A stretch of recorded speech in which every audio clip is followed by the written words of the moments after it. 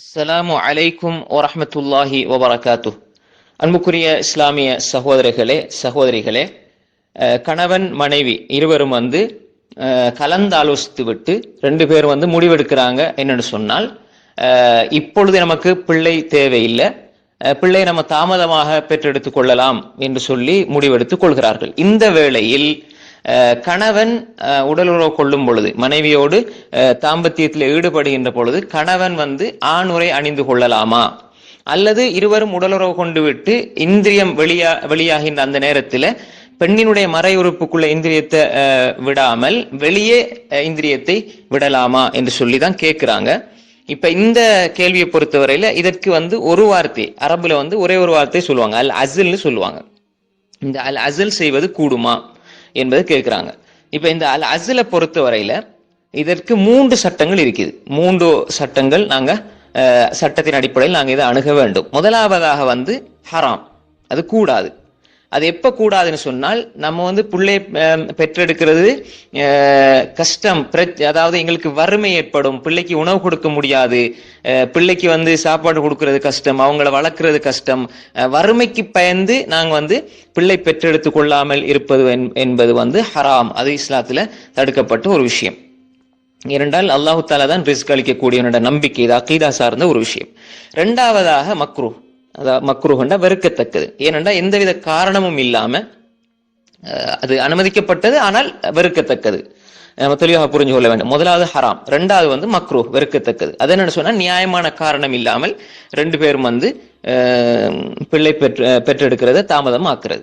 அப்ப ஏன்னா ரசூல் ஸல்லல்லாஹு அலைஹி வஸல்லம் பிள்ளை பெற்றெடுக்கும்படி உற்சாகமூட்டி இருக்கிறார்கள், ஆர்வமூட்டி இருக்கிறார்கள். அதுக்கு முரணாக வருவதனால இது மக்ரூஹாக பார்க்கப்படும். ஆனால் இது அல் அஸ்ல் என்பது, இந்த ஆணுரை அணிந்து கொள்வது, அது மாதிரி இந்திரியத்தை பெண்ணினுடைய மறைவுறுப்புக்குள் விடாம வெளியே விடுவது என்பது அனுமதிக்கப்பட்டது, ஆனா மக்ரூஹ்.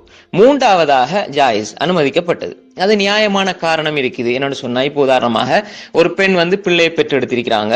இப்ப பிள்ளை பெற்றெடுத்தால் அந்த பிள்ளைக்கு 2 வருடம் பால் ஊட்ட வேண்டும். அப்ப அந்த 2 வருஷம் பால் ஊட்டுற அந்த கேப்ல இன்னொரு பிள்ளைய வயிற்றுல சுமந்து கொண்டிருப்பது என்பது கஷ்டமான ஒரு விஷயம்.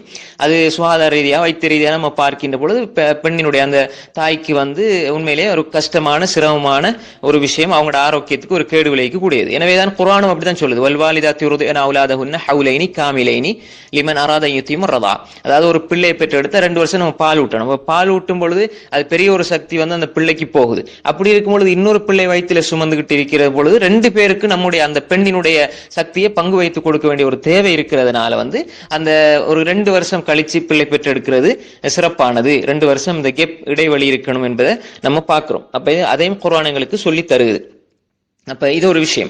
அப்ப இப்படியான விஷயம், அதே போன்று ஒரு வைத்தியம், அதாவது பெண்ணுக்கு அந்த மனைவிக்கு நோய் இருக்குது, அல்லது ஏதாவது ஒரு தகுந்த நியாயமான காரணம் இருக்குது. அது மாதிரி பெண் பல்கலைக்கழகங்கள் இப்ப படிச்சு கொண்டிருப்பாங்க. உதாரணமா திருமணம் முடிச்சு புதுசா திருமணம் முடிச்சிருப்பாங்க.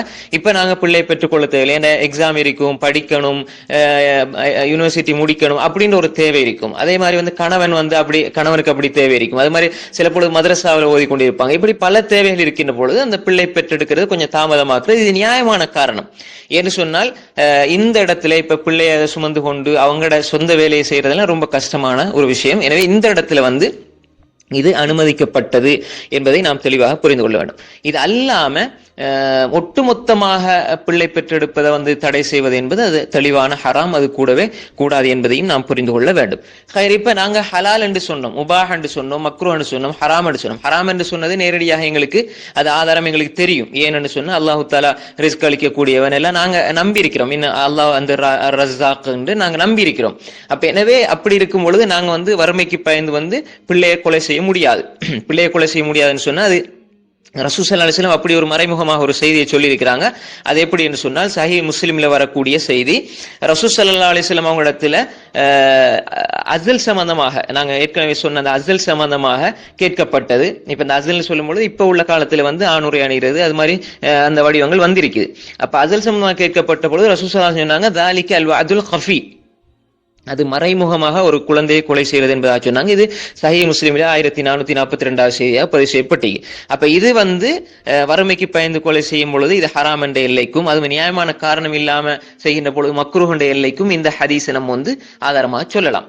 அதே போன்று அனுமதிக்கப்பட்டது என்பதற்கு நம்ம ஹதீஸை பார்க்கின்ற பொழுது அது ஜாபிர் இப்னு அப்துல்லா ரலியல்லாஹு அன்ஹு ரிவாயத் சஹீஹ் புகாரியினுடைய 250வது செய்தியாகவும் சஹீஹ் முஸ்லிமினுடைய 160வது செய்தியாகவும் பதிவு செய்யப்பட்டிருக்கிறது. ஜாபிர் இப்னு அப்துல்லா ரலியல்லாஹு அன்ஹு சொல்றாங்க, குன்னா நஅஸில் அலா அஹ்தி ரசூலில்லாஹி ஸல்லல்லாஹு அலைஹி வஸல்லம், நாங்க ரசூல் ஸல்லல்லாஹு அலைஹி வஸல்லம் காலத்துல அஸல் செய்து கொண்டிருந்தோம். இப்படி அதாவது கணவன் மனைவி தாம்பத்தியத்தில் ஈடுபட்டு விட்டு அதனுடைய இந்திரியத்தை பெண்ணினுடைய மறை உறுப்புக்குள்ள விடாமல் வெளியே விட்டு அந்த வேலையை நாங்கள் செய்து கொண்டிருந்தோம், விட்டு கொண்டிருந்தோம். ரசூல் ஸல்லல்லாஹு அலைஹி வஸல்லம் அவங்களுக்கு ஃபபலக தாலிக ரசூலுல்லாஹி ஸல்லல்லாஹு அலைஹி வஸல்லம், ரசூல் ஸல்லல்லாஹு அலைஹி வஸல்லம் அவங்களுக்கு இது கேள்விப்பட்டது. ஆனா ஃபலம் என்ஹனா, ரசூல் ஸல்லல்லாஹு அலைஹி வஸல்லம் அவங்க எங்களுக்கு இதை தடை செய்யவில்லை என்பதாக ஜாபிர் ரலியல்லாஹு அன்ஹு ரிவாயத் செய்றாங்க. அப்ப எனவே இந்த ஜாபிர் ரலியல்லாஹுடைய இந்த ரிவாயத்தை பொறுத்தவரையில, ஜாபிர் இப்னு அப்துல்லா ரலியல்லாஹு இந்த ரிவாயத்தை பொறுத்தவரையில அல் அஸ்ல் செய்வது அனுமதிக்கப்பட்டது என்பதை நாங்க புரிந்து கொள்ளலாம். அப்ப முஸ்லிம்ல நாங்க ஏற்கனவே சொன்ன ஹதீஸ், அதாவது சஹீஹ் முஸ்லிம்ல நாங்க ஏற்கனவே சொன்ன ஹதீஸை பொறுத்தவரையில அந்த ஹதீஸ் தெளிவாக எங்களுக்கு சொல்லுது, அது மறைமுகமான ஒரு கொலை, அதாவது பிள்ளை மறைமுகமாக நாங்க புதைப்பதற்கு சமமானது வரக்கூடிய அந்த ஹதீஸை பொறுத்தவரையில அது ஹராம், அந்த மக்ரூஹ் என்பதற்கு நாங்க காட்ட முடியும். அப்ப எனவே இப்படியாக இரண்டு பக்க ஹதீஸ்களையும் வச்சுதான் நாங்க புரிந்து கொள்ள வேண்டும். ஹைர்.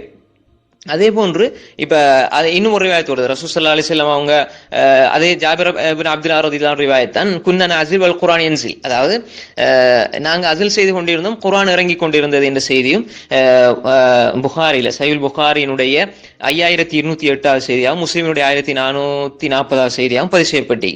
அப்ப எனவே இதுல ஒட்டுமொத்தமாக நாங்க மிக சுருக்கமாக பார்க்கின்ற பொழுது இப்படி செய்வது நியாயமான காரணம் இருந்தால் அனுமதிக்கப்பட்டது, மார்க்கத்துல அனுமதிக்கப்பட்டது. அப்படி இல்லை, நியாயமான காரணம் இல்லை என்றால் மக்ரூ. அதே போன்று அதற்குரிய காரணம் வறுமை, பிள்ளைக்கு எந்த காரணம் இல்லாம வறுமைக்கு மாத்திரம் பயந்து, அதே போன்று பிள்ளை வளர்க்க முடியாது, பிள்ளையை எடுத்தா கஷ்டம், அதே மாதிரி எங்களுக்கு உணவு இல்லாம போகும், எங்களுக்கு வறுமை ஏற்படும், இப்படி பல காரணங்கள், அல்லாஹ்வுடைய அந்த நம்பிக்கையின்மையினால நாங்க அப்படி செய்யறது மார்க்கத்துல தடை செய்யப்பட வேண்டியது.